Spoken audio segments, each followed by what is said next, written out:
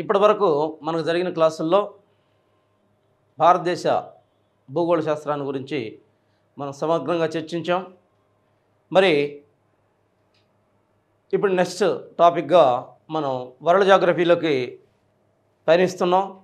World జాగ్రఫీలో ఉన్న వివిధ అంశాలేంటి, మరి వరల్డ్ జాగ్రఫీలో ఉన్న వివిధ ఏరియాస్ని గురించి మనం క్షుణ్ణంగా చర్చించాల్సిన అవసరం ఉంది. మరి వరల్డ్ జాగ్రఫీ మొదట సిలబస్ చెప్పేటప్పుడు యాక్చువల్గా Indian geography, world geography syllabus నేను చెప్పడం జరిగింది. మరి వరల్డ్ జాగ్రఫీలో మనం చూసినట్టయితే ఫస్ట్ వరల్డ్ జాగ్రఫీలో యాక్చువల్గా మనకు విశ్వం గురించి ఉంటుంది. ఆ తర్వాత మరి లిథోస్పియర్, మరి అట్మాస్ఫియర్, హైడ్రోస్పియర్. లిథోస్పియర్ అంటే మరి ఆస్మావరణం, దాన్నే శిలావరణం అంటాం. అట్మాస్ఫియర్ వాతావరణం అంటాం. మరి హైడ్రోస్పియర్ జలావరణం అంటాం. ఈ రకంగా యాక్చువల్గా మనం ఈ ఏరియాస్ని గురించి మనం డిస్కస్ చేయాల్సిన అవసరం ఉంది. ఫస్ట్ విశ్వాన్ని గురించి. విశ్వం అంటే ఏంటి, అసలు విశ్వం అంటే ఏంటి, విశ్వంలో ఏ ఏ భాగాలు ఉన్నాయి, మరి వేటి విషయంలో మనం డిస్కస్ చేయాలి, వేటి గురించి మనం స్టడీ చేయాలి అనేది ఇక్కడ మనం యాక్చువల్గా ఫస్ట్ చాప్టర్ మనకి వరల్డ్ జాగ్రఫీలో విశ్వం గురించి మనం స్టార్ట్ చేస్తున్నాం. విశ్వాన్ని గురించి మనం చూసినట్టయితే అనంత విశ్వం. విశ్వం అనేది అనంతమైనది, దీనికి సరిహద్దులు అనేవి లేవు. విశ్వాన్ని ఎప్పుడైనా మనం చూసినట్టయితే మనం యాక్చువల్గా భూమి మీద ఉండి చూసినట్టయితే భూమి అనేది విశ్వంలో ఒక చిన్న భాగం. అనంతమైన కోట్ల కొలది నక్షత్రాలతో కూడుకున్న అనంతమైన విశాలమైన ప్రాంతాన్ని మనం విశ్వంగా పేర్కొంటాము. అసలు డెఫినేషన్ ప్రకారం విశ్వం అంటే ఏంటి అని మనం చూసినట్టయితే 3 ప్రాంతాలు కలిసి విశ్వంగా మనం చెప్పవచ్చు. ఒకటి గెలాక్సీలు,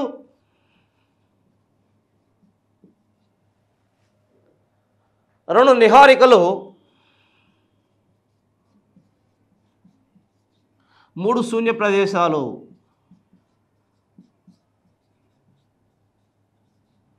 యాక్చువల్గా భూమి గురించి మానవుడికి తెలియనప్పుడు యాక్చువల్గా భూమే విశ్వం అని భ్రమపట్టడం జరిగింది. ఆ తర్వాత కాలంలో అనేక మంది శాస్త్రజ్ఞులు భూ ఆవిర్భావ సిద్ధాంతాలు అనేకం చేసిన తర్వాత అసలు ఆకాశం పైకి చూసినప్పుడు మరి దీనిలో ఉన్నది ఏంది, మరి ఎప్పుడైతే ఎయిర్ క్రాఫ్ట్స్ ద్వారా మరి వ్యోమగాములు పైకి పోయారో వాళ్ళకి ఒకే ఒక ఆలోచన వచ్చింది, మరి భూమి ఒక గోళాకృ ఆకారంలో యాక్చువల్గా శూన్యంలో వేలాడుతుంది. మరి ఈ శూన్యం అంటే ఏంటి అనే ఆలోచన వచ్చినప్పుడు మరి ఈ విశ్వం అంటే ఏంటి, అసలు ఏంటి ఇదంతా కూడా ఏమున్నాయి, ఒక భూమి కాదు ఎన్నో ఉన్నాయి. మరి వీటిని ఆకాశంలో ప్రతిబింబించే కోట్ల కొలది నక్షత్రాలు ఉన్నాయి. మరి కోట్ల కొలది నక్షత్రాల్లో అనేక నక్షత్రాలలో మరి సౌర కుటుంబాలు ఉన్నాయి. అనేక సౌర కుటుంబాల్లో ఒక సౌర కుటుంబం మరి నక్షత్రం చుట్టూ ఉండే గ్రహాల చుట్టూ ఉండే దీన్నే మొత్తం నక్షత్రం మనం సౌర కుటుంబం అంటున్నాం. మరి ఇటువంటి సౌర కుటుంబాలు యాక్చువల్గా మన దగ్గర ఉన్న సౌర కుటుంబం, మరి ఆ సౌర కుటుంబంలో ఉన్న 8 గ్రహాలు ప్రస్తుతం యాక్చువల్గా 9 గ్రహాలు అయితే 9వ గ్రహం మరగుజ్జు గ్రహం కాబట్టి 8 గ్రహాలుగా మనం తీసుకున్నాం. మరి 8వ గ్రహంగా మనం చూసినట్టయితే ఈ 8 గ్రహాల్లో ఒక గ్రహమే యాక్చువల్గా మన భూమి. అంటే కోట్ల కొలది నక్షత్రాల్లో యాక్చువల్గా ఒక నక్షత్రం సూర్యుడైతే మరి ఆ సూర్యుడి చుట్టూ ఉండే ఒక చిన్న గ్రహం యాక్చువల్గా భూమి. ఈ భూమి మీద మానవుడు. మనకు తెలిసిన సమాచారం ప్రకారం యాక్చువల్గా ఒక నీరున్నది కానీ మరి జీవం ఉన్నది కానీ ఒక భూమి మనకు కనిపిస్తుంది. ఇంత అనంతమైన విశ్వానికి సరిహద్దులు అనేవి లేవు. మరి ఇంత విశ్వాన్ని యాక్చువల్గా మోడర్న్ మానవుడు విశ్వానికి ఇచ్చిన పేరు కాస్మాస్. ఏమని పేరు ఇచ్చాడు, కాస్మాస్ అని పేరు ఇచ్చాడు. కాస్మాస్ అంటే విశ్వం. కాస్మాస్ అంటే విశ్వం. మరి కాస్మాస్ అంటే కనిపించేది, కనిపించనిది. This is the Greek word. యాక్చువల్గా ఇది కనిపించేది, కనిపించనిది అని అర్థం. విశ్వానికి మోడర్న్ మానవుడు ఇచ్చిన పేరు కాస్మాస్. ఆ తర్వాత కాలంలో మనం చూసినట్టయితే విశ్వ అధ్యయనాన్ని, విశ్వ అధ్యయనాన్ని రెండు రకాలుగా చెప్పడం జరిగింది. మొదట విశ్వ అధ్యయనాన్ని మనం చూసినట్టయితే అమెరికా వాళ్ళు విశ్వ అధ్యయనానికి రెండు పేర్లు ఇచ్చారు. ఒకరు అమెరికా వాళ్ళు, రెండు రష్యా వాళ్ళు. అమెరికా వాళ్ళు యాక్చువల్గా విశ్వ అధ్యయనాన్ని ఆస్ట్రానమీ అన్నారు. మరి రష్యా వాళ్ళ దగ్గరికి వచ్చేసరికి వాళ్ళు కాస్మాలజీ అన్నారు.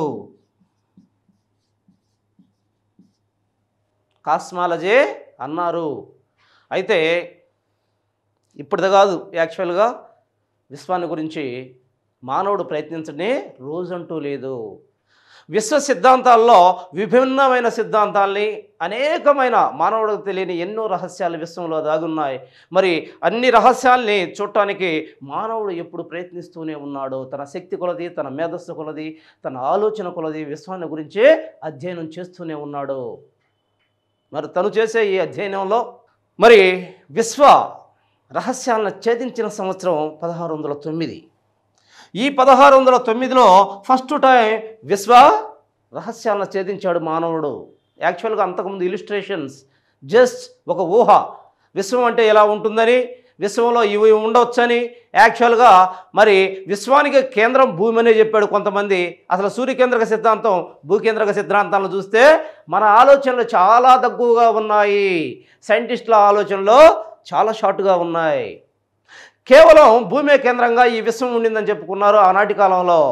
తర్వాత అనేక మంది శాస్త్రవేత్తల్లో, ముఖ్యులు గ్రీకులు, రోమన్స్, అరబ్స్, వీళ్ళందరూ కూడా దీని మీద విపరీతమైన శ్రమ చేశారు, విపరీతమైన అధ్యయనాలు చేశారు. వాళ్ళు చిన్న చిన్నగా ఒక్కొక్క మెట్టు ఎక్కుతూ విశ్వ రహస్యాలను బయటకు తీశారు. 1609లో విశ్వం యొక్క రహస్యాలను ఫస్ట్ బయటకు తీయడం జరిగింది. అయితే 1690 నుంచి మరి 2009కు వచ్చేసరికి ఎన్ని సంవత్సరాలు? మొత్తం 400 సంవత్సరాలు. దీనికి యాక్చువల్గా 2009కు వచ్చేసరికి విశ్వ రహస్యాలను ఛేదించి 400 సంవత్సరాలైన సందర్భంగా యుఎన్ఓ, యునైటెడ్ నేషన్స్ ఆర్గనైజేషన్, మరి 2009 సంవత్సరాన్ని ఇంటర్నేషనల్ కాస్మిక్ ఇయర్, దీనికి ఏ హోదా ఇచ్చింది? 2009. దానికి 2009 సంవత్సరానికి ఇంటర్నేషనల్ కాస్మిక్ ఇయర్ అని హోదా ఇవ్వడం జరిగింది. సో ఇది యాక్చువల్గా జరిగిన పరిణామం. ఫస్ట్ నుంచి సైంటిస్టులు దీనికోసం మరి తన జీవితాల దారబోసి ఎన్నో ప్రయోగాలు చేసుకుంటూ వచ్చి ఆఖరికి 1609లో అనేక రకాలైన ఇలిస్ట్రేషన్ చేసుకుంటూ వచ్చి తర్వాత 1609లో యాక్చువల్గా రహస్యాలను ఛేదించిన తర్వాత 400 సంవత్సరాలకు 2009 యుఎన్ఓ ఏమని హోదా ఇచ్చింది? That is the important. ప్రస్తుతం ప్రపంచంలో మనం చూసినట్టయితే ఆకాశంలో ఎగరాలని ప్రతి దేశం కూడా అభిలషిస్తుంది. ఎవరినైనా సరే తమ వ్యోమగామిని ఈ విశాల విశ్వంలోకి పంపించాలి, ప్రపంచంలో ఒక గుర్తింపు పొందాలని ప్రతి కంట్రీ కూడా ఆశపడుతుంది. మరి దానిలో భాగంగానే అనేక మంది వ్యోమగాములు పుట్టుకొచ్చారు. వాళ్ళ పేర్లు వివిధ పేర్లతో పిలవడం జరుగుతుంది. వాటిని చాలా జాగ్రత్తగా గమనించాలి. వీళ్ళలో మనం చూసినట్టయితే ఖచ్చితంగా ఈ గుర్తుపెట్టుకోవాలి. నిహారికలు, 2 శూన్య ప్రదేశాలు, వీటినే విశ్వం అన్నాం. ఓకే, ఇక్కడ మనం చూసినట్టయితే దేశం, ఆ దేశంలో నుంచి పోయిన ఆస్ట్రోనాట్స్ యాక్చువల్గా వ్యోమగాములు ఏమన్నారు? వ్యోమగాములు అంటే నింగిలోకి ఎగిసే ఎవరైతే ఉన్నారో నింగిలోకి వెళ్ళే మరి దాన్ని సందర్శించడానికి, దాన్ని అధ్యయనం చేయడానికి వెళ్ళే వ్యక్తులనే వ్యోమగాములు అంటున్నాము. ఇక్కడ చూసినట్టయితే దేశం ఫస్ట్ యుఎస్ఏ తీసుకుందాం. ఆస్ట్రోనాట్ అంటారు. యుఎస్ఏ సంబంధించిన వ్యోమగామిని ఆస్ట్రోనాట్.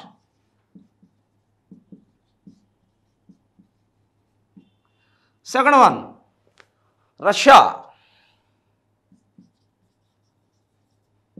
రష్యాకు సంబంధించిన వ్యోమగామిని కాస్ట్రోనాట్.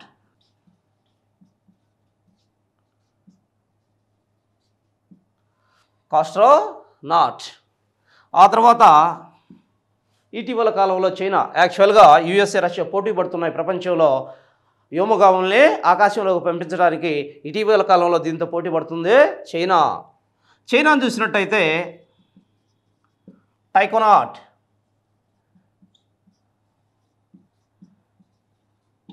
చైనా ఓ వ్యోమగామిని ఏమంటున్నాం? టైకోనాట్. ఈ గుర్తుపెట్టుకోవాలి కంపల్సరీగా, చాలా ఇంపార్టెంట్. ప్రతిదీ ఖచ్చితంగా వచ్చే బిట్ ఇది. ఈ ఏరియా చాలా ఇంపార్టెంట్గా గుర్తుపెట్టుకోండి. యుఎస్ఏ, ఎవరైతే యుఎస్ఏ నుంచి పంపుతున్న వ్యోమగాముల్ని ఆస్ట్రోనాట్స్ అంటున్నాం. రష్యా నుంచి పంపుతున్న వ్యోమగాముల్ని కాస్ట్రోనాట్స్ అంటున్నాం. మరి చైనా నుంచి పంపుతున్న వ్యోమగాముల్ని టైకోనాట్స్ అంటున్నాం. ఇది జాగ్రత్తగా ఏరియాను గమనించండి. ఆ తర్వాత మనం చూసినట్టయితే ఫస్ట్ గెలాక్సీలు. యాక్చువల్గా విశ్వాన్ని మనం ఏమని చెప్పుకున్నాం? సింపుల్గా చూడండి, ఈ మూడిటి యొక్క కలయికే విశ్వం, మొత్తం విశ్వం. అనంతమైన ఈ విశ్వంలో ఈ మూడు ఉన్నాయి మన ఊహ ప్రకారం. యాక్చువల్గా ఇది కూడా రైట్ రాంగో మనకు తెలియదు. ఓకే, డెప్త్లోకి మనం పోవాల్సిన అవసరం లేదు. మనకున్న సిలబస్ ప్రకారం గెలాక్సీలు, నిహారికలు అండ్ శూన్య ప్రదేశాలు, ఈ మూడింటిని కలిపి మనం విశ్వం అంటున్నాం. దీంట్లో మనం చూసినట్టయితే గెలాక్సీలు ఏంటి? గెలాక్సీలు అంటే ఆకాశంలో యాక్చువల్గా రాత్రిలో అప్పుడు మనం బయట పడుకొని చూసినట్టయితే ఆకాశాన్ని ఒక్కసారి అనంతమైన విశ్వంలో అక్కడక్కడ యాక్చువల్గా మినుకు మినుకు అంటూ కనిపిస్తుంటాయి. కొన్ని కోట్ల కొలది, బిలియన్ కోట్ల కొలది నక్షత్రాలు. మరి ఈ అనంతమైన విశ్వంలో కనిపించే ఈ నక్షత్రాల కొన్ని కోట్ల సముదాయాన్ని మనం ఏమంటున్నాం? గెలాక్సీలు అంటున్నాం. What is the definition of galaxies? గెలాక్సీలు అంటే డెఫినేషన్ ఏంటి? బిలియన్ కోట్ల, బిలియన్స్ నక్షత్రాలని, కోట్ల కొలది నక్షత్రాల సమూహాన్ని గెలాక్సీస్ అంటారు. చాలా ఇంపార్టెంట్, గుర్తుపెట్టుకోవాలి. మరి ఈ గెలాక్సీస్ యాక్చువల్గా సూర్యుడు ఉన్నాడు. మరి సూర్యుడు భాగంగా కలిగిన గెలాక్సీ ఏంటి? ఈ గెలాక్సీస్ అనేక గెలాక్సీస్ యాక్చువల్గా ఆకాశంలో చూసినట్టయితే ముద్దల ముద్దలుగా యాక్చువల్గా మనకు కనిపించేది మరి ఏదైతే స్టార్స్ ఉన్నాయో అవి ఏదో విస్తరించినట్టు కనిపిస్తాయి, కానీ యాక్చువల్గా చూస్తే ఎలా ఉంటాయి? యాక్చువల్గా మరి హబుల్ టెలిస్కోప్, పెద్ద పెద్ద టెలిస్కోప్స్లో చూస్తే ఎలా ఉంటాయి? ముద్దల ముద్దలుగా కొన్ని కోట్ల నక్షత్రాలు ఒక గుంపు, ఇంకొక కొన్ని కోట్ల నక్షత్రాలు ఇంకొక గుంపు. ఈ గుంపులనే మనం గెలాక్సీస్ అన్నాం. మరి ఈ గెలాక్సీల్లో మనం చూసినట్టయితే యాక్చువల్గా సూర్యుడు సెంటర్గా ఉన్న గెలాక్సీ, సూర్యుడు భాగంగా నాట్ సెంటర్, భాగంగా ఉన్న గెలాక్సీ, భాగంగా ఉన్న గెలాక్సీ అంటే ఒక గెలాక్సీలో సూర్యుడు ఒక పాటుగా ఉన్నాడు. మరి సూర్యుడు భాగంగా ఉన్న గెలాక్సీని మనం ఏమంటున్నాం? పాలపుంత లేదా పాల వెల్లువ, పాలపుంత లేదా పాల వెల్లువ లేదా పాల సముద్రం లేదా క్షీర సముద్రం, రకరకాల పేర్లతో వాటిని పిలవడం జరుగుతూ ఉంది. సో ఈ గెలాక్సీలో మనం చూసినట్టయితే సూర్యుడు పాటుగా ఉన్నదాన్ని పాలపుంత లేదా పాల వెలువ అన్నాం. అయితే సూర్యుడు మనకు సంబంధించిన వ్యక్తి అనుకుంటే మరి మన సూర్యుడు ఉన్న గెలాక్సీ అదైతే, మరి మన గెలాక్సీ ఏదైతే మన గెలాక్సీ అనుకుంటున్నాం పాలపుంత లేదా పాల వెలువ అని, దీనికి దగ్గరగా ఉన్న గెలాక్సీ ఏంటి? ఆండ్రోమెడా. గుర్తుపెట్టుకోవాలి, Andromeda. That is the most important. మనకు దగ్గరగా ఉన్న గెలాక్సీ ఆండ్రోమెడా.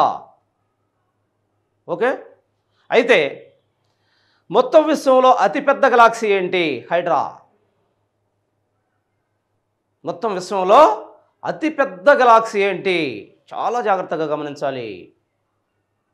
మొత్తం విశ్వంలో అతిపెద్ద గెలాక్సీ ఏదంటే హైడ్రా. చాలా పెద్ద గెలాక్సీ అది మొత్తంలో. ఆ తర్వాత మనం చూసినట్టయితే ఈ గెలాక్సీల్ని యాక్చువల్గా మరి ప్రపంచవ్యాప్తంగా అనేక దేశాలు అనేక పేర్లతో పిలుస్తున్నాయి. ఎందుకని? ఎవరికి గెలాక్సీ అనే పదం ఫస్ట్ తెలియదు వీటిని గురించి. రకరకాల వాళ్ళు యాక్చువల్గా వీటిని తెలిసిన తర్వాత, ఈ గెలాక్సీలను తెలిసిన తర్వాత వీటికి తమ ఇష్టానుసారంగా రకరకాల పేర్లు పెట్టుకోవడం జరిగింది. వాటిల్లో మనం చూసినట్టయితే ఈ గెలాక్సీలని, ఈ అనంతమైన గెలాక్సీలను ఏమని పెట్టుకున్నారు పేర్లు? యాక్చువల్గా కొన్ని దేశాలని కంపల్సరిగా ఇచ్చాడు. వాటి గురించి మనం ఖచ్చితంగా అధ్యయనం చేయాలి. ఫస్ట్ చూసినట్టయితే చైనా వాళ్ళు యాక్చువల్గా తమకున్న మరి నాలెడ్జ్తో తమ చూసిన ఈ ప్రాంతాల మొత్తాన్ని కూడా మరి వీటి ఆకారం వీటిని చూసిన తర్వాత చైనా వాళ్ళు వీటిని ఏమన్నారో ముద్ర ముద్రగా ఉన్న ఈ నక్షత్రాల గుంపు, ఈ నక్షత్రాల గుంపుని యాక్చువల్గా వాళ్ళు ఏమన్నారు, ఖగోళ నదులు అన్నారు. ఏమన్నారు? ఖగోళ నదులు. యాక్చువల్గా ఈ ఖగోళానికి సంబంధించిన నదుల్లాగా ఉన్నాయి కలిసి అనే ఉద్దేశంతో ఖగోళ నదులు అన్నారు వీళ్ళు. Second part 1 హిబ్రూలు. ఈ హిబ్రూలు ఏమన్నారు? దీన్ని కాంతి నదులు అన్నారు. హిబ్రూలు కాంతి నదులు అన్నారు. థర్డ్ పార్ట్ 1 చాలా కాంతివంతంగా ఉన్నాయి కాబట్టి కాంతి నదులు అన్నారు. థర్డ్ పార్ట్ 1 యాక్చువల్గా వీళ్ళలో మనం చూసినట్టయితే మరి భారత్ ఏముందో దీన్ని చెప్పాము ఇందాకే, పాల వెల్లువ, పాల పుంత, పాల వెల్లువ, క్షీర సముద్రం, ఇన్ని రకాలుగా వీళ్ళు మాట్లాడటం జరిగింది భారతీయులు. ఎందుకని? తెల్లగా ఉంది కాబట్టి మనోళ్ళు పాల వెల్లువ పాల పుంతలు అని చెప్పుకోవటం జరిగింది. పాల్లాగా ఉంది చూస్తుంటే, ఒక పాల సముద్రం లాగా ఉందనుకున్నారు. తర్వాత ఎస్కిమోలు. యాక్చువల్గా భారత పాల పుంత. తర్వాత ఎస్కిమోలు ఏమన్నారు? ఎస్కిమోలు దీన్ని చూసి తెల్లని భస్మీ పటలాలు అన్నారు. తెల్లని భస్మీ పటలాలు అన్నారు. తెల్లని భస్మీ పటలాలు అన్నారు. మరి ఈ గ్రీకులు యాక్చువల్గా ఈ ఖగోళ శాస్త్రంలో మొట్టమొదట ప్రపంచ దేశాల్లో అభివృద్ధి చెందిన అమెరికా, రష్యాలు కాదు, ఫస్ట్ ఉండింది గ్రీకులే. గ్రీకు సైంటిస్టులు ప్రపంచంలో మొట్టమొదటగా యాక్చువల్గా కాస్ట్రానమీ గురించి, ఖగోళ శాస్త్రాన్ని గురించి ఫస్ట్ అధ్యయనం చేసిన మహానుభావులు వీళ్ళే. గుర్తుంచుకోవాలి, అది కూడా అడుగుతాడు బిట్టు. వీళ్ళందరిలో ఎవరు అధ్యయనం చేశారు? ఫస్ట్ గ్రీకులు, తర్వాత రోమన్స్, తర్వాత అరబ్స్. వీళ్ళకంత తర్వాత ఇప్పుడు వచ్చిన రష్యన్స్, వీళ్ళందరూ తర్వాత వచ్చిన వాళ్ళే. తర్వాత గ్రీకులు ఏమన్నారు దీనికి? స్వర్గానికి రహదారులు. స్వర్గానికి రహదారులు అన్నారు వీళ్ళు. చైనా వాళ్ళు ఖగోళ నదులు అన్నారు. హిబ్రూలు కాంతి నదులు అన్నారు. భారత్ పాలపుంత, పాల వెల్లువ, క్షీర సముద్రం అన్నారు. మరి ఎస్కిమోలు తెల్లని భస్మీ పటలాలు అన్నారు. గ్రీకులు స్వర్గానికి దారి అన్నారు. తర్వాత కొందరు దీన్ని యాక్చువల్గా ఏమన్నారు? దేవుని అడుగుజాడలని కూడా అన్నారు. దేవుని యొక్క అడుగుజాడలు, దేవుని యొక్క యాకూబ్స్. వాళ్ళెవరు? యాకూబ్స్. దేవుని అడుగుజాడలు, దేవుడి యొక్క అడుగుజాడ, ఒక్కొక్క అడుగు ఒక్కొక్క గెలాక్సీ అనుకున్నారు. దేవుని యొక్క అడుగుజాడలు అన్నారు. ఓకే, యాక్చువల్గా మనం కానీ ఈ థర్మల్ విద్యుత్ తయారీ చేసేటప్పుడు యాక్చువల్గా తయారీ అయ్యే ఆ పింగాణి, ఆ కన్స్ట్రక్షన్ తయారు చేసిన దాన్ని మనం చూసేమనుకున్నాం చాలాసార్లు దానికి ఏమని పేరు పెట్టారు? హనుమంతుడే లోట. సేమ్ అదే ఇదిగా వీళ్ళు ఏమనుకున్నారు? దేవుడి యొక్క అడుగుజాడలు అనుకున్నారు వీటిని, గెలాక్సీస్ని. సో ఈ రకంగా ప్రపంచంలో ఈ గెలాక్సీస్ని గురించి రకరకాల పేర్లు పిలవడం జరిగింది. రకరకాల పేర్లు పిలవడం జరిగింది. మరి వీటిలో మనం చూసినట్టయితే ఈ గెలాక్సీస్లో అతిపెద్ద గెలాక్సీని మనం చెప్పుకున్నాం. వీటిలో ముఖ్యంగా మనం చూసినట్టయితే గెలాక్సీలు అంటేనే నక్షత్రాల గుంపు. మరి నక్షత్రాల గుంపులో నక్షత్రాల గురించి మనం అధ్యయనం చేయాలి. ఏంటి ఈ నక్షత్రాలు? ఏ విధంగా విస్తరించి ఉన్నాయి? వీటిలో ఏ పార్ట్స్ ఉన్నాయి? ఇన్ని కోట్ల కొలది నక్షత్రాల్లో అసలు ఏ మెటీరియల్ ఉంది? That is the most important. దీంట్లో మనం చూసినట్టయితే నక్షత్రాలు అనేవి చిన్నగా జాబిల్లి. యాక్చువల్గా మన చిన్నప్పుడు పాడే పాటల్లో, జోలపాటల్లో పాడే పాటల్లో మనకు కనిపించే ఏదేదైతే జాబిల్లి అంటున్నామో ఆ జాబిల్లో ఆకాశంలో మినుకు మినుకుమంటూ కనిపించే కోట్లాది నక్షత్రాలు ఏ విధంగా ఉన్నాయి అని మనం చూసినట్టయితే ఈ అనంత ఆకాశంలో అనేకమైన నక్షత్రాలు కొన్ని కోట్ల కిలోమీటర్ల దూరంలో ఒక నక్షత్రానికి కోట్ల కొలది నక్షత్రాలు మనకు దగ్గర దగ్గర కనిపిస్తాయి. వాటి మధ్య కొన్ని కోట్ల కిలోమీటర్ల దూరం ఉంది, అది గమనించాలి. ఈ నక్షత్రాన్ని మనం చూసుకున్నట్టయితే యాక్చువల్గా నక్షత్రం అంటే ఏంటి? నక్షత్రం అంటే స్వయం ప్రకాశిక శక్తి కలిగిన ఖగోళ పదార్థాన్ని నక్షత్రం అంటారు. డెఫినేషన్ జాగ్రత్తగా గుర్తుపెట్టుకోండి. నక్షత్రం అంటే ఏంటి? స్వయం ప్రకాశిత శక్తి కలిగిన ఖగోళ పదార్థం. దీనిలో యాక్చువల్గా ఏముంటాయి? డస్ట్ ఉంటుంది, వాయువులు ఉంటాయి, మెజారిటీ వాయువులు ఉంటాయి, డస్ట్తో కూడిన వాయువులు ఉంటాయి దీంట్లో. మరి దీని యొక్క లైఫ్ టైం ఎంత? ఏ నక్షత్రం అనే మెజారిటీ సగటు నక్షత్రాల యొక్క లైఫ్ టైం ఎంత అని మనం చూసినట్టయితే వీటి యొక్క లైఫ్ టైం యాక్చువల్గా 6 నుంచి 7 బిలియన్ల వరకు ఉంటుంది. 6 నుంచి 7 బిలియన్ల వరకు ఉంటుంది. వీటి యొక్క బిలియన్ సంవత్సరాల కాలం ఉంటుంది నక్షత్రాల యొక్క లైఫ్ టైం. మరి నక్షత్రాలు మనం చూసినట్టయితే నక్షత్రాల్లో ఏ వాయువులు ఉంటాయి? ఎక్కువగా హైడ్రోజన్ వాయువు ఉంటుంది. హైడ్రోజన్ వాయువు H2. యాక్చువల్గా సైన్స్లో వస్తుంది మీకు కొంత, ఇది సైన్స్లో యాక్చువల్గా ఫిజికల్ సైన్స్లో ఉంటుంది. దీనిలో కూడా మనం జాగ్రత్తగా చూసుకుందాం. Hydrogen 71%, helium 26.5%. యాక్చువల్గా ఈ రకంగా ఉంటుంది ఇక్కడ. ఈ 2 వాయువులు అత్యధికంగా కల్పిస్తాయి నక్షత్రంలో. మరి ఈ నక్షత్రాన్ని మనం చూసినట్టయితే ఈ నక్షత్రాల అతిపెద్ద నక్షత్రాలు ఏంటి? మనం చూసినంతవరకు, ప్రపంచంలో మనం చూసినంతవరకు, మరి మనం ఇప్పటి వరకు కనుక్కున్న నక్షత్రాల్లో అతిపెద్ద నక్షత్రం ఏంది? మొన్నటిదాకా అతిపెద్ద నక్షత్రాన్ని ఏమనుకున్నారో ఎప్సిలాన్ ఆరిగా. మరి ఇప్పుడు అనేక పెద్ద యాక్చువల్గా మరి టెలిస్కోప్స్ వచ్చాయి. ఆ టెలిస్కోప్స్ ద్వారా మన ప్రపంచం మొత్తంలో మనం కనుక్కున్నట్టయితే అతి ఎక్కువ మరి కనుక్కున్నది ఎక్కడ? మరి ఎప్సిలాన్ ఆరిగా కాకుండా దానికన్నా పెద్ద నక్షత్రం ఏదైనా కనుగొనబడింది. దాని పేరు ఏందని మనం చూసినట్టయితే బీటిల్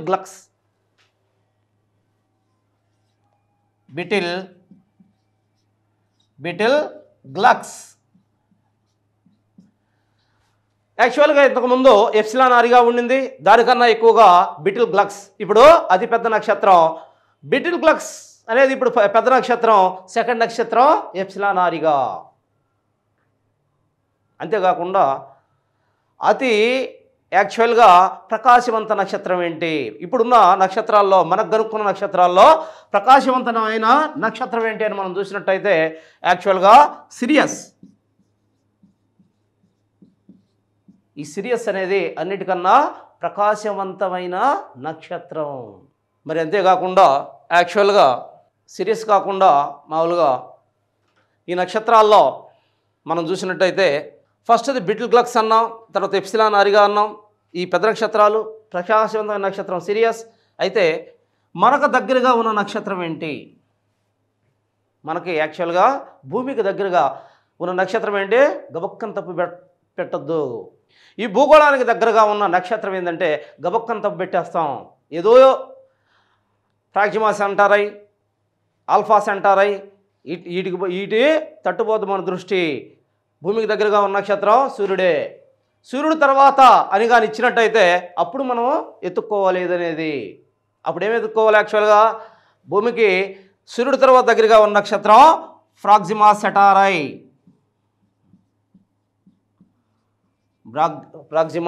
సెటారై. ఇది చాలా దగ్గరగా ఉన్న నక్షత్రం. ఆ తర్వాత దగ్గరగా ఉన్న నక్షత్రాన్ని మనం చూసినట్టయితే ఏంటి? ఆ తర్వాత దగ్గరగా ఉన్న నక్షత్రం ఆల్ఫా సెటారై. సో ఈ రెండింటిని మనం చూసినట్టయితే యాక్చువల్గా మరి ఈ నక్షత్రాల్లో మనం వరుసగా చెప్పుకున్నాం. పెద్ద ఏంటి, చిన్న ఏంటి, ప్రకాశవంతమైంది ఏంటి? యాక్చువల్గా భూమికి దగ్గరగా ఉన్న నక్షత్రాలు ఏంటి, భూమికి దగ్గరగా ఉన్న నక్షత్రాలు ఏంటి అనేది మనం క్లియర్గా చెప్పుకోవడం జరిగింది. సో ఆ తర్వాత మనం చూసినట్టయితే మరి ఈ విశ్వ ఆవిర్భావ సిద్ధాంతాల్లో మరి మొదటి సిద్ధాంతం ఏంటి?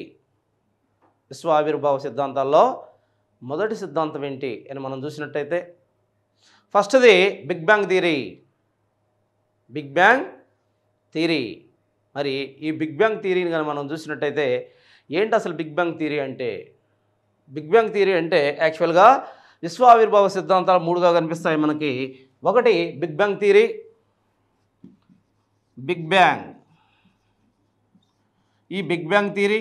సెకండ్ బట్ వన్ ఈజ్ డోల్నావర్తన సిద్ధాంతం.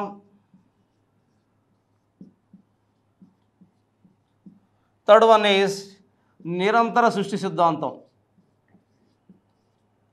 నిరంతర సృష్టి సిద్ధాంతం. దీనిలో మనం చూసినట్టయితే బిగ్ బ్యాంగ్ థియరీ అబ్బే జార్జ్ లిమిటర్ అబ్బే జార్జ్ లిమిటర్ అనేవాడు బిగ్ బ్యాంగ్ థియరీని కనుక్కోవడం జరిగింది. బిగ్ బ్యాంగ్ థియరీని కనుక్కోవడం జరిగింది అబ్బే జార్జ్ లిమిటర్. డోల్నావర్తన సిద్ధాంతం అలన్ శాండర్స్. డోల్నావర్తన సిద్ధాంతాన్ని ఎవరు కనుక్కున్నారు? Alan Sanders. ఆ తర్వాత నిరంతర సృష్టి సిద్ధాంతం, దీన్నే స్టడీ స్టేట్ థియరీ అంటారు. నిరంతర సృష్టి సిద్ధాంతం దీన్నే స్టడీ స్టేట్ థియరీ అంటారు. దీన్ని థామస్ గోల్డ్ కనుక్కోవడం జరిగింది.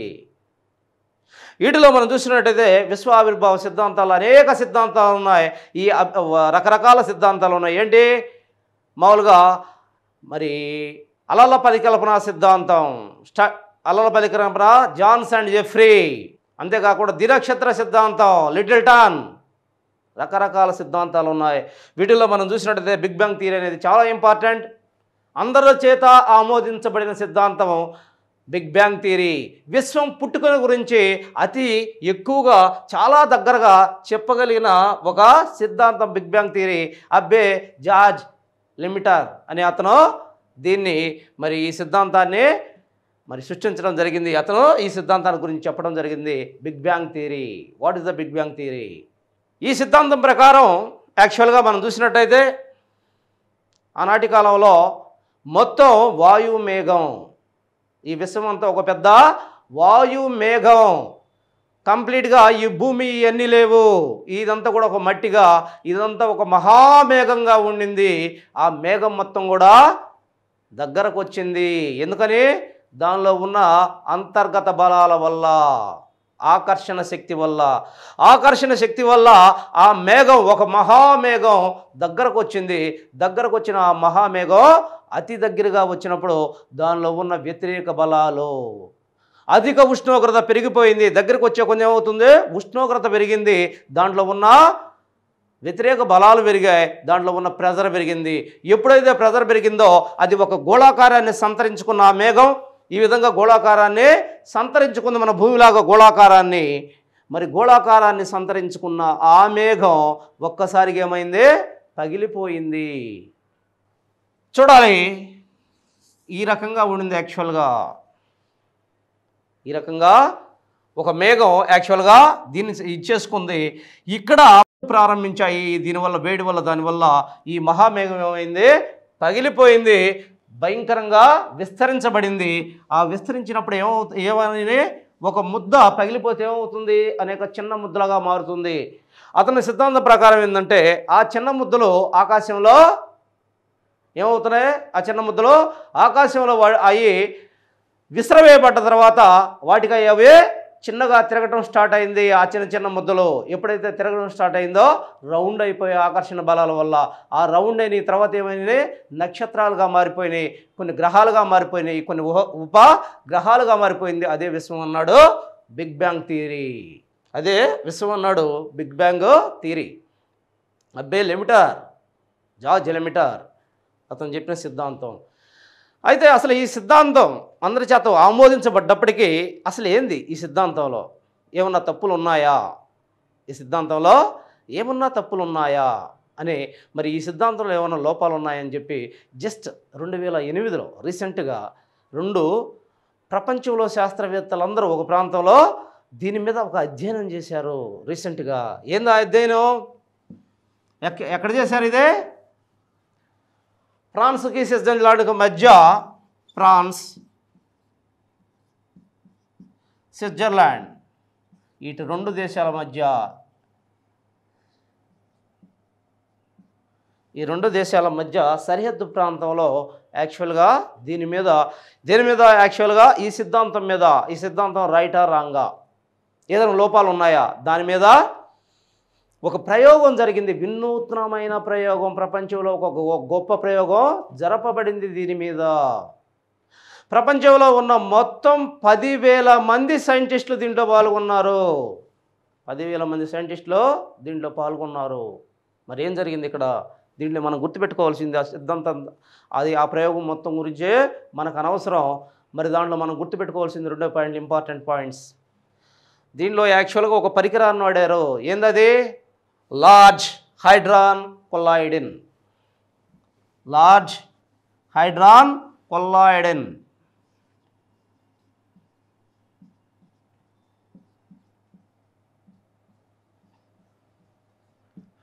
లార్జ్ హైడ్రాన్ కొల్లాయిడిన్ అనేదాన్ని యాక్చువల్గా ఒక పరికరాన్ని వాడబడింది.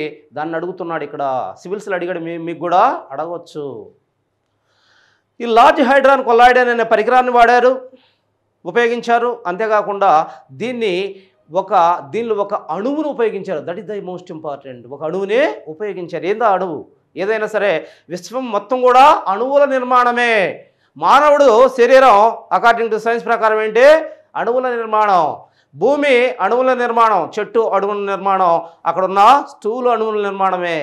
ఇవన్నీ కూడా ఒక అణువుతో ప్రారంభమైన పదార్థాలు. దాంతో ఒక దైవ కణం ఏదో ఒకటి ఉంది. ఆ కణం వల్ల ఈ విశ్వం ఏర్పడిందనే ఒక ఆలోచనతో దాన్నే తీసుకున్నారు. దాన్నే హిగ్స్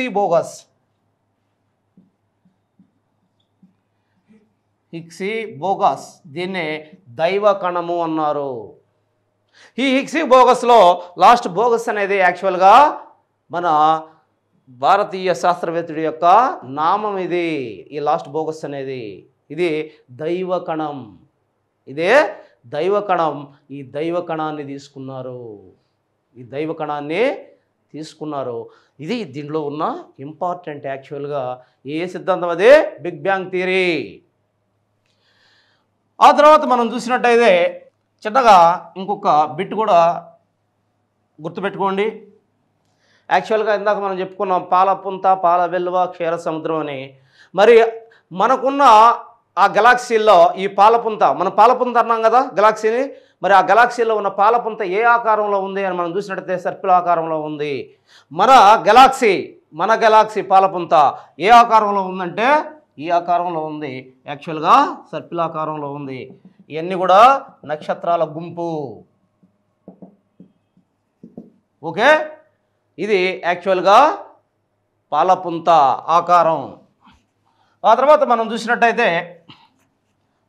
దాన్ని అక్కడ ఇది చేసినట్టయితే 2 సిద్ధాంతాలు దీంట్లో మనకి చాలా ఇంపార్టెంట్గా ఉంటాయి. ప్రాచీనంగా ప్రతిపాదించబడ్డ సిద్ధాంతాలు ఏంటి? ఆ సిద్ధాంతాలని మనం చూసినట్టయితే 2 సిద్ధాంతాలు. ఒకటి భూకేంద్రక సిద్ధాంతం, జియోసెంట్రిక్ థియరీ.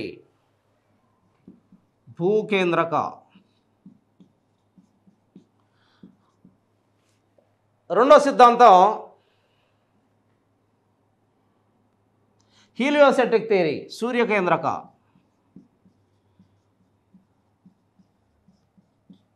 గుర్తుపెట్టుకోవాలి. ఒకటి భూకేంద్రక సిద్ధాంతం, 2 సూర్యకేంద్రక సిద్ధాంతం. భూకేంద్రక సిద్ధాంతం జియోసెంట్రిక్ థియరీ, సూర్యకేంద్రక సిద్ధాంతం హీలియోసెంట్రిక్ థియరీ. భూకేంద్రక సిద్ధాంతాన్ని మనం చూసినట్టయితే ఏంటిదా భూకేంద్రక సిద్ధాంతం అనేది? ఆనాటి కాలంలో అనేక మంది చెప్పాను నేను. యాక్చువల్గా మరి ఈ యాక్చువల్గా సౌర కుటుంబం అంటే ఏమనుకున్నారు? అనేక మంది శాస్త్రజ్ఞులు మొన్నటి వరకు కూడా ఏదైతే 1543లో నికోలస్ కోపర్నికస్ అనే అతను వచ్చిందాకా అంతకుముందు శాస్త్రవేత్తలు అందరూ ఏమనుకున్నారు? యాక్చువల్గా భూమి నిర్మాణమే అర్థం కాలేదు శాస్త్రజ్ఞులకి. భూమి ఫ్లాట్గా ఉంటుందా? జస్ట్ ఫ్లాట్గా యాక్చువల్గా మన టేబుల్ పైన ఫ్లాట్ ఎలా ఉంటుంది ఆ విధంగా ఉంటుందా? ఎలా ఉంటుంది? అందరూ కూడా ఏమని నమ్మారు? భూమి అంతా కూడా ఫ్లాట్గా ఉంది. ఈ ఫ్లాట్గా ఉన్న భూమికి అటు ఇటు అగాధాలు ఉంటాయి. లాస్ట్కి వస్తే అగాధాల్లో పడిపోతాం. అనే ఒక ఆలోచన ఉండింది మొత్తం సైంటిస్టులకు అర్థం కాని పరిస్థితి. ఆ తర్వాత ఎప్పుడైతే టాలమీ, యాక్చువల్గా ఎవరైతే టాలమీ అనే అతను గ్రీక్ సైంటిస్ట్, అతనే ఈ భూకేంద్రక సిద్ధాంతాన్ని ప్రతిపాదించాడు. ఏమని చెప్పాడు టాలమీ అనే అతను? భూమి అనేది యాక్చువల్గా బల్లపరుపుగా ఉంది. బల్లపరుపుగా ఉన్న భూమి యాక్చువల్గా ఈ సౌర కుటుంబానికి కేంద్రం. భూమి మధ్యలో ఉంది. భూమి చుట్టూరు ఈ సూర్యుడు, అంతేకాకుండా ఈ చుట్టుపక్కల ఉన్న మొత్తం గ్రహాలు కూడా భూమి చుట్టూ తిరుగుతున్నారు. భూమి సెంటర్ పాయింట్ అని చెప్పినోడు టాలమీ, గ్రీక్ సైంటిస్ట్ భూకేంద్రక సిద్ధాంతాన్ని ప్రతిపాదించాడు ఆనాటి కాలంలో. కొన్ని వందల సంవత్సరాలు వరకు దీన్ని ఛాలెంజ్ చేసే సైంటిస్టే లేకుండా పోయాడు. దీని గురించి ఆలోచించే వ్యక్తి లేకుండా పోయాడు. కొన్ని వందల సంవత్సరాలు యాక్చువల్గా ఈ సిద్ధాంతమే రాజ్యం ఏలింది. ఆ తర్వాత ఎప్పుడైతే సూర్యకేంద్రక సిద్ధాంతం 1543లో నికోలస్ కోపర్నికస్, ఎవరొచ్చారు? నికోలస్ కోపర్నికస్ అనే సైంటిస్ట్ రావడంతో అతను ఇలా కాదు. ఎందుకని యాక్చువల్గా అన్ని సంవత్సరాలు దాని మీద ఎందుకు డిబేట్ చేయలేకపోయారు సైంటిస్ట్స్? ఏమాత్రం చేసినప్పుడున్న మత పరిస్థితుల వల్ల ఊరేసేవాళ్ళు, దారుణంగా చంపేవాళ్ళు. ఏమాత్రం తప్పు అని చెప్తే దారుణంగా చంపడం జరిగింది. దాంతో ఎవరు కూడా ముందుకు రాలేదు. 1543లో ఫస్ట్ కోపర్నికస్, మరి అతనుకున్న కారణాలు ఏంటో మనకు అర్థం కాదు, కానీ ఫస్ట్ బయటకు వచ్చి సూర్యకేంద్రక సిద్ధాంతం కాదు, ఇది తప్పు, ఏదైతే టాలమీ చెప్పాడో అది తప్పు, భూమి కాదు ఉన్నది యాక్చువల్గా సెంటర్లో సూర్యుడు ఉన్నాడు, సూర్యుడు చుట్టూ గ్రహాలు ఉపగ్రహాలు ఒక కక్షలో దీర్ఘవృత్తాకార కక్షలో తిరుగుతూ ఉన్నాయి అని చెప్పినాడు నికోలస్ కోపర్నికస్. నికోలస్ కోపర్నికస్ సూర్యకేంద్రక సిద్ధాంతాన్ని గురించి చెప్పడం జరిగింది. ఇక్కడ భూకేంద్రక సిద్ధాంతంలో మనం చూసినట్టయితే యాక్చువల్గా ఇతను 2 గ్రంథాలనే రచించాడు. అవి 2 ఖచ్చితంగా గుర్తుపెట్టుకోవాలి. ఒకటి ఆల్మగాస్ట్, రెండో ద గైడ్ టు జాగ్రఫీ. 2 యాక్చువల్గా టాలమీ భూకేంద్రక సిద్ధాంతాన్ని ఎవరైతే చేసిన టాలమీ 2 బుక్కులు రాశాడు, 2 గ్రంథాలు రాశాడు. ఒకటి Almagest, second but 1 the guide to geography. ఈ 2 చాలా జాగ్రత్తగా గుర్తుపెట్టుకోవాలి. తర్వాత సూర్యకేంద్రక సిద్ధాంతాన్ని చేసిన Nicolaus Copernicus the revolution of the సాల్మన్ థియరీ అనే ఒక గ్రంథాన్ని రాశాడు. సో దీంతో మనకి భూకేంద్రక సిద్ధాంతం, సూర్యకేంద్రక సిద్ధాంతం అనేది కంప్లీట్ అయ్యింది. ఆ తర్వాత అసలు ఈ ఖగోళ దూరాల గురించి ఏమైనా ప్రమాణాలు ఉన్నాయా? మనం చెప్పుకుంటున్నాం. మరి సూర్యుడు అనేది చాలా చిన్న గ్రహం, చాలా చిన్న నక్షత్రం. సూర్యుడి కన్నా కొన్ని కోట్ల పెద్ద నక్షత్రాలు ఉన్నాయి. మరి ఈ నక్షత్రాల మధ్య, ఒక్కొక్క నక్షత్రాల మధ్య కోట్ల కిలోమీటర్ల దూరాలు ఉన్నాయని చెప్పుకుంటున్నాం.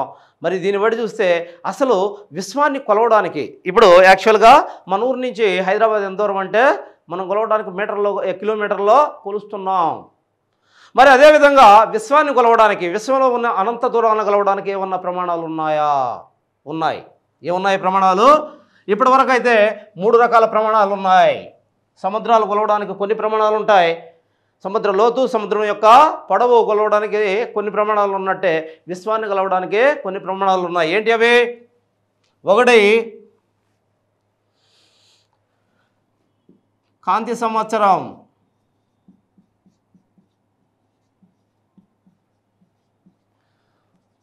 2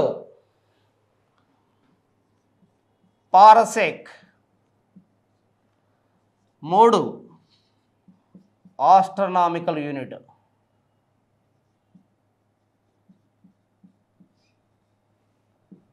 కాంతి సంవత్సరం ఏంటి? కాంతి సంవత్సరం అంటే యాక్చువల్గా ఫస్ట్ తర్వాత చూద్దాం. 9.3 × 10⁻12 దీన్ని యాక్చువల్గా కాంతి సంవత్సరం అంటారు. ఫారసెక్ 3.26 కాంతి సంవత్సరాలు. ఆస్ట్రనామికల్ యూనిట్ 14.5 కోట్ల కిలోమీటర్లు. 14.5 కోట్ల కిలోమీటర్లు ఒక ఆస్ట్రానమికల్ యూనిట్. 9 కోట్ల కిలోమీటర్స్. దీనిలో మనం చూసినట్టయితే దీనిలో కాంతి సంవత్సరం ఒకసారి చూద్దాం. 9.3 ఇంటూ 10⁻12 కిలోమీటర్స్. 9.3 into 10⁻12 kilometres. ఇక్కడ మనం చూసినట్టయితే కాంతి సంవత్సరం ఏంటి? కాంతి సంవత్సరం అంటే కాంతి బాగా వినండి, ఇక్కడ చాలా జాగ్రత్తగా వినండి. కాంతి ఒక్క సెకన్కి ఎంత దూరం ప్రయాణిస్తుంది? కాంతి ఒక్క సెకన్కి, సెకన్ అంటే ఒక గంటలో 3600 భాగం, అంటే ఒక నిమిషంలో 60వ వంతున సెకన్ అంటాం. కన్ను మూసి కన్ను తెరిసేలకే సెకన్. మరి ఆ కొద్ది కాలంలో కన్ను మూసి కన్ను తెరిసేలకే మరి కాంతి ఎంత దూరం ప్రయాణిస్తుందో తెలుసా మీకు? 3 లక్షల కిలోమీటర్ల దూరం ప్రయాణిస్తుంది. 3 లక్షల కిలోమీటర్ల దూరం ప్రయాణిస్తుంది. ఒక సెకన్ కాలంలో కాంతి 3 లక్షల కిలోమీటర్ల దూరం ప్రయాణిస్తే అది ఒక సంవత్సర కాలంలో ఎంత దూరం ప్రయాణిస్తుంది? ఒక సెకన్ కాలంలో 3 లక్షల కిలోమీటర్లు ప్రయాణించే కాంతి ఒక సంవత్సర కాలంలో ఎంత దూరం ప్రయాణిస్తుంది? అదే కాంతి సంవత్సరం. అదే కాంతి సంవత్సరం. కాంతి ఒక సంవత్సర కాలంలో ప్రయాణించే దూరాన్ని కాంతి సంవత్సరం అంటారు. అదే యాక్చువల్గా ప్రమాణం. మనం ఎట్ట కొలుస్తున్నాం? కిలోమీటర్గా. అదే యాక్చువల్గా ఖగోళ దూరాలను కొలిసే కాంతి సంవత్సరం అనేది ఒక ప్రమాణం. దీంతో కొలుస్తారు. కిలోమీటర్లతో కొలవడం సాధ్యం కాదు. సో ఇక్కడ దీన్ని కొలుస్తారు. దీన్ని యాక్చువల్గా కాంతి సంవత్సరం అవుతారు. అయితే ఇప్పటి కాలంలో కాంతి సంవత్సరాల వల్ల కూడా కావట్లేదు, కాంతి సంవత్సరాలు కూడా చాలట్లేదు అనంత దూరాలకి. అందుకని ఏం చేశారు? ఇంకోటి కొత్తగా రీసెంట్గా తీసుకున్నారు దీన్ని, పార్సెక్. ఏంది పార్సెక్ అంటే 3.26 కాంతి సంవత్సరాలని ఒక పార్సెక్. 3.26 కాంతి సంవత్సరాలు ఒక పార్సెక్. జాగ్రత్తగా గమనించండి. తర్వాత ఆస్ట్రానామికల్ యూనిట్స్ 14.9 కోట్లు. ఇది ఎక్కడ చూసాం? మనం చూసాం ఎక్కడ? భూమికి సూర్యుడికి మధ్య ఉండే దూరం. ఇది అతి చిన్న యూనిట్. అనంత విశ్వాన్ని కొలిసే లేదా ఖగోళ దూరాలను కొలిసే యాక్చువల్గా యూనిట్లో చిన్న యూనిట్ ఇది. 14.9 కోట్ల కిలోమీటర్లు. 14.9 కోట్ల కిలోమీటర్లు. ఎక్కడికెక్కడికి ఇది? భూమికిను మరి మన భూమికి యాక్చువల్గా సూర్యుడికి మధ్య ఉన్న దూరం ఇది. దీన్ని ఒక ఆస్ట్రానామికల్ యూనిట్గా తీసుకున్నారు. ఇది కూడా ఒక యూనిటే. సో దీంతో మనకి యాక్చువల్గా విశ్వంలో మనం ఏమేమి చూసాం? ఒకటి గెలాక్సీలు చూసాం, రెండేం చూసాం?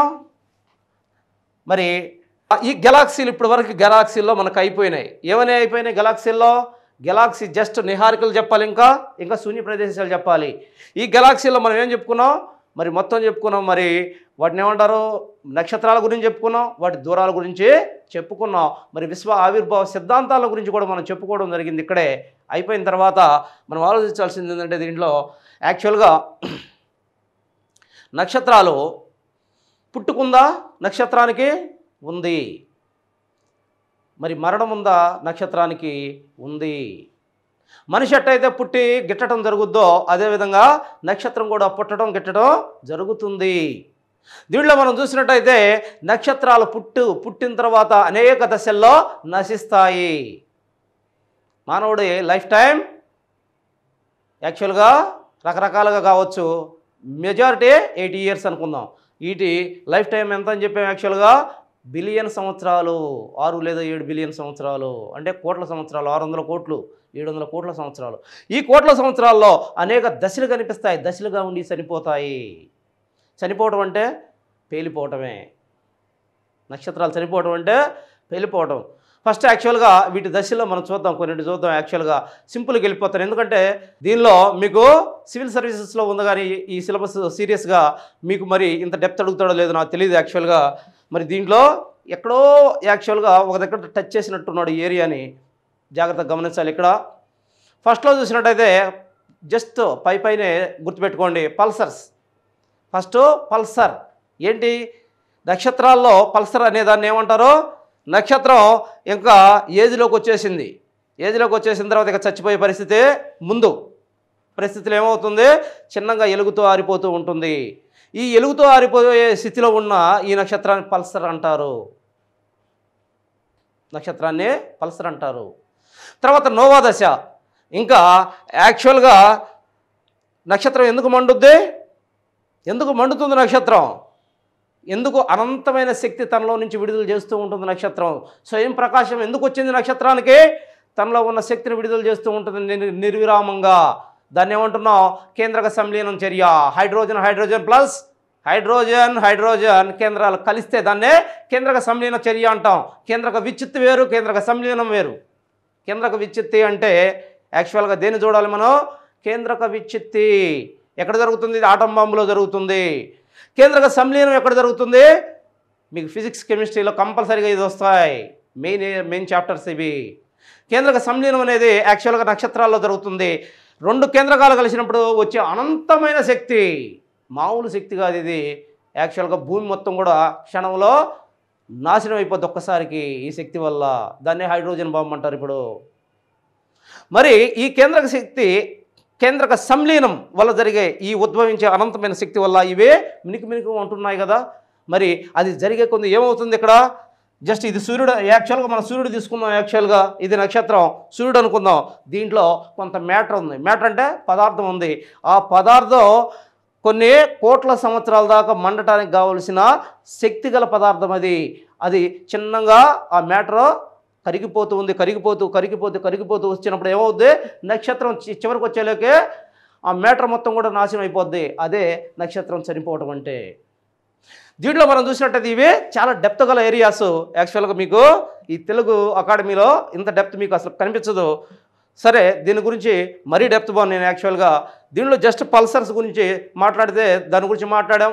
తర్వాత నోవా అంటే ఏంటి, నక్షత్రం ఎప్పుడైతే ఇక దాని మ్యాటర్ అంతా కూడా తగ్గిపోయి ఇంకా జస్ట్ ఇంకొక కొన్ని వందల సంవత్సరాలకి చనిపోద్ది అంటే కొన్ని లక్షల సంవత్సరాలు చనిపోద్ది అనుకున్నప్పుడు ఈ నోవా అనే దాంట్లో ఏం జరుగుద్ది అంటే యాక్చువల్గా ఇది బాగా ప్రకాశిస్తుంది. నక్షత్రం చాలా బ్రైట్గా ప్రకాశిస్తూ ఉంటుంది. బ్రైట్గా ప్రకాశిస్తుందంటే అర్థం చేసుకోవచ్చు, ఓహో నోవా స్టేజ్లోకి వచ్చింది నక్షత్రం. ఆ తర్వాత నోవా అయిపోయిన తర్వాత వెంటనే సూపర్ నోవాకి వస్తుంది. నోవా అయిపోయిన వెంటనే సూపర్ నోవా దశకు వస్తుంది. ఏంది సూపర్ నోవా దశ అంటే, ఒక్కసారిగా చివరి దశలో మొత్తం ఉన్న ఇంధనం మొత్తం, దాంట్లో ఉన్న ఇంధనం మొత్తం ఒక్కసారిగా మండి పేలిపోతుంది నక్షత్రం. అనేక శకలాలుగా పేలి బయటికి వెళ్ళిపోతుంది నక్షత్రం. దాన్ని సూపర్ నోవా అంటారు. మరి సూపర్ నోవా తర్వాత ఏమైంది, ఒక యాక్చువల్గా గుండ్రంగా ఉన్న ఒక బాల్ లాంటి ఈ మ్యాటర్ యాక్చువల్గా పగిలి విస్ఫోటనం చెందినప్పుడు బయటకు వెళ్ళిపోయినప్పుడు మరి అది మొత్తం కూడా దగ్గరికి చిన్నంగా తన మ్యాటర్ అంతా మళ్ళీ దగ్గరికి వస్తూ ఉంటుంది. అయితే దాంట్లో ఇంధనం ఉండదు మండటానికి, ఆల్రెడీ పేలిపోయింది. కానీ ఈ మ్యాటర్ మాత్రం దగ్గరికి వస్తుంది. అది ఇంకా ఒకప్పుడు ఇంతలా ఉన్నది యాక్చువల్గా ఎంత దగ్గరికి వస్తుందంటే భయంకరంగా దాంట్లో ఒక అగ్గి పెట్టే మట్టి తీసుకుంటే మన దగ్గర 2 లారీల మట్టి వెయిట్ దూగుద్ది. అంత సాంద్రతకు వచ్చేస్తుంది దగ్గరికి. అంత సాంద్రతకు వచ్చినప్పుడు దాంట్లో ఉన్న ఆకర్షణ శక్తి వల్ల తనలో నుంచి బయటికి పోయే, యాక్చువల్గా తనలో నుంచి ఆ బాల్ లాంటి పదార్థంలో నుంచి బయటకు పోయే ఏదైతే కాంతి ఉంటుందో దాన్ని కూడా బయటకు పోని ఆకర్షణ శక్తి దీనికి ఉంటుంది. దాన్ని కూడా లాగేసుకుంటుంది. అంటే తను బయటికి ఏ అయితే కిరణాలను బయటకు పంపిస్తుందో ఆ కిరణాలను కూడా లోపలికి లాగేసుకునే శక్తి దానికి వస్తుంది. దానివల్ల యాక్చువల్గా మనం అవతలోడు కనపడాలంటే ఏమవ్వాలి, సైన్స్ ప్రకారం మనం అవతలోడు కనపడాలి, ఏమవ్వాలి, యాక్చువల్గా కిరణాలు మన మీద పడాలి, అవతలోడు కంటికి వెళ్ళాలి, అప్పుడే మనం కనిపిస్తాం అవతలోడికి. అది అక్కడ ఉండదు. ఎందుకని, కిరణాలు బయటికి రావు దాని నుంచి.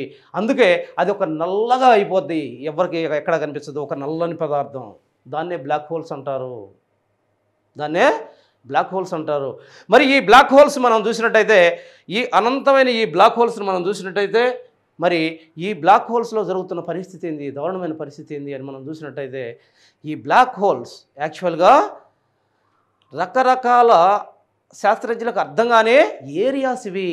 ఎందుకని, కొన్ని ఈ అనంత విశ్వంలో కొన్ని మ్యాటర్స్, కొన్ని మరి కిలోమీటర్లు, వందల కిలోమీటర్ల పెద్ద పెద్ద బండల్లాంటి మరి ఆస్ట్రనామికల్ యూనిట్స్ అటు వెళ్ళిపోతూ ఉన్నాయి.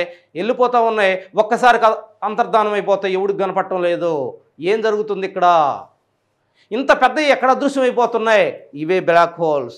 వీటి కేంద్రకాలు ఎంత పదార్థాన్ని లోపలికి లాగేసుకుంటే, ఒక్కసారి లోపలికి లాగేసుకుంటే ఇక్కడ ఏది కనపడదు. యాక్చువల్గా ఫస్ట్ మనం చాలాసార్లు అందుకనే బ్లాక్ హోల్స్ ఉన్న దగ్గరికి కొన్ని లక్షల కిలోమీటర్ల దూరం దగ్గరకు కూడా మనం ఏదైతే ప్రయోగిస్తామో ర్యాకెట్స్ని, వాటిని దగ్గరగా పంపించరు.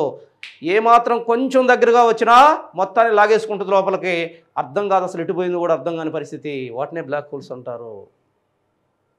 అయితే అసలు ఈ బ్లాక్ హోల్స్ ఉన్నాయి, ఫస్ట్ ప్రపంచానికి పిచ్చి పట్టింది వీటిని గురించి, ఏం జరుగుతుంది ఆకాశంలోని.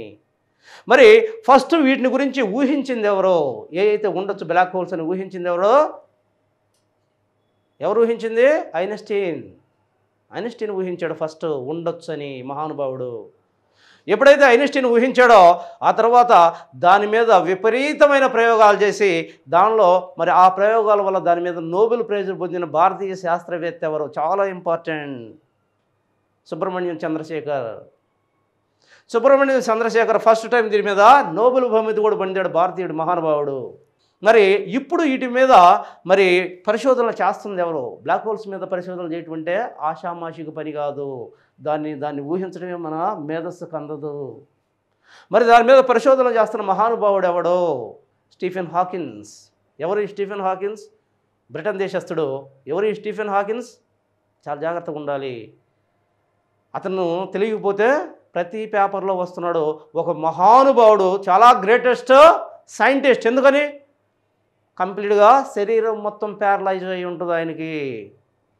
ఏ శరీరంలో ఏ పార్ట్ కూడా కదలదు, ఒక్క బ్రెయిన్ తప్పితే.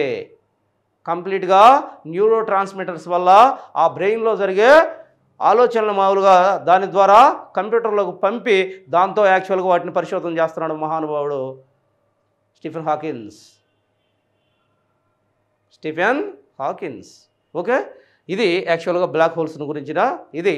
సో ఇది ప్రాసెస్. పల్సర్, నోవా, సూపర్నోవా యాక్చువల్గా బ్లాక్ హోల్. అయితే ఈ మధ్యలో కొన్నిసార్లు కొన్ని రూపాల్లో కూడా సంతరించుకుంటాయి ఈ యాక్చువల్గా మరి ఈ స్టార్స్, నక్షత్రాలు. వాటిలో మనం కొన్ని చెప్పుకుందాం. Neutron stars. ఏంటి న్యూట్రాన్ స్టార్స్? కొన్ని స్టార్స్ ఏమవుతాయంటే తనలో ఉన్న అధిక ఆకర్షణ శక్తి వల్ల చాలా రౌండ్గా వాటిని డార్క్ స్టార్స్ అంటారు. న్యూట్రాన్ల ఆకర్షణ శక్తి వల్ల ఒక న్యూట్రాన్ మామూలుగా గోళంగా మారిపోతాయి. దాన్ని న్యూట్రాన్ స్టార్స్ అని పిలుస్తారు. కొన్ని యాక్చువల్గా అకస్మాత్తుగా వాటిలో జరిగే అనేక క్రియల వల్ల ఎర్రటి రంగులో రెడ్గా చాలా పెద్ద నక్షత్రంగా మారిపోతాయి, విస్తరిస్తాయి. వాటిని రెడ్ జెయింట్ అంటారు. సూర్యుడు ఇప్పుడు ఆ స్థితిలో ఉన్నాడు. సూర్యుడు రెడ్ జెయింట్ స్థితిలో ఉన్నాడు ప్రస్తుతం. ఆ తర్వాత వైట్ డార్క్స్. ఏంటి వైట్ డార్క్స్ అంటే? తెల్లని ఆకారంలోకి వచ్చి అతి చిన్న నక్షత్రాలుగా మారిపోయే నక్షత్రాలను మనం వైట్ డార్క్స్ అంటున్నాం. ఇవన్నీ కూడా మనం గుర్తుంచుకోవాలి. దాంతో మనకు యాక్చువల్గా గెలాక్సీస్ అయింది. ఆ తర్వాత తక్కిన రెండు కూడా నిహారికలు, 3 శూన్య ప్రదేశాలు. ఈ 3 కదా మనం అనుకుంది. ఈ 3 కలిసే విశ్వం అనుకున్నాం. యాక్చువల్గా గెలాక్సీస్ అయినాయి. ఆ తర్వాత నిహారికలు. ఏంటి అయితే నిహారికలు అంటే? విశ్వంలో ఏదైతే చాలా వేడివాయువులుగా ఉండి, అధిక వేడివాయువులుగా ఉండి ధూళి కలిగి ఉన్న ఈ వేడివాయువులు, చలన సహితంగా మరి తిరుగుతూ ఉన్న ఈ వేడివాయువుల్ని మనం ఏమంటున్నాం? నిహారికలు అంటున్నాము. జాగ్రత్తగా ఉండాలి. నిహారికలు అంటున్నాం. మరి ఈ నిహారికలు అనే దాన్ని ఎవరు అసలు గెలాక్సీ అనే వాటిని విలియం హెర్షల్ గెలాక్సీ అనే దాన్ని ఎవరు కనిపెట్టారో ఫస్ట్ ఆ పదాన్ని యాక్చువల్గా విలియం హెర్షల్. ఈ నిహారికలు సెకండ్ బట్ వన్. దీన్ని మనం చూసినట్టయితే ఇవే ఎప్పుడూ తిరుగుతూ ఉంటాయి. మరి వీటి యొక్క ఇంపార్టెంట్ ఏంటంటే ఈ నిహారికలు అనేవి యాక్చువల్గా ఒక మేఘాలు, వేడి వేడి మేఘాలు, ఆకాశంలో అనంత విశ్వంలో ఉన్న మేఘాలు. ఈ మేఘాలు దేనికి ఉపయోగపడుతున్నాయి? నక్షత్రాలు జనించడానికి ఉపయోగపడుతున్నాయి. జాగ్రత్తగా గమనించాలి. నక్షత్రాల యొక్క జన్మస్థానాలు ఇవే. నక్షత్రాల జన్మస్థానాలు ఇవే నిహారికలు. ఆ తర్వాత శూన్య ప్రదేశాలు. ఏంటి ఈ శూన్య ప్రదేశాలంటే? ఏం లేదు, సింపుల్గా చిన్న బొమ్మ వేస్తాను. ఈ బొమ్మలో మీకు కనిపిస్తాయి, మీరే చెప్పొచ్చు. ఇక్కడ ఈ మేఘాలు చిన్నగా చూడండి. ఇప్పుడు ఈ గెలాక్సీలు, నక్షత్రాల సమూహాలు, ఏ మేఘాలు, ఈ మేఘాల నుంచే నక్షత్రాలు ఏర్పడుతున్నాయి. ఇంతవరకు మనకు తెలిసింది. వీటి రెండిటికి మధ్యలో ఉన్న ఈ ఖాళీ ప్రాంతాలను ఏమంటారు? శూన్య ప్రదేశాలు అంటారు. ఈ రెండిటికి మధ్య ఉన్న ఈ ఖాళీ ప్రదేశాలనే శూన్య ప్రదేశాలు అంటారు. విచిత్రం ఏంటంటే శూన్య ప్రదేశం ఎంత ఉంటుంది విశ్వంలో? 97% ఉంటుంది. అది గుర్తుంచుకోవాలి. యాక్చువల్గా కొన్ని కోట్ల బిలియన్ నక్షత్రాల సమూహాలు ఉన్నాయి ఒక పక్క. ఈ సమూహాలు ఏర్పడే ఒక పెద్ద మేఘాలు ఉన్నాయి. ఈ రెండు కలిసి కూడా విశ్వంలో 3% ఉంది. తక్కిన 97% ఖాళీ ప్రదేశమే. ఇక్కడ విశ్వాన్ని గురించి మన మైండ్కి అయితే యాక్చువల్గా అందదు. దీన్ని మనం గమనించాలి. యాక్చువల్గా ఇది యాక్చువల్గా మనకి విశ్వాన్ని గురించి. సో విశ్వంలో మనం ఇప్పటి వరకు అనేకమైన అసలు విశ్వం అంటే ఏంటని చెప్పుకున్నాం.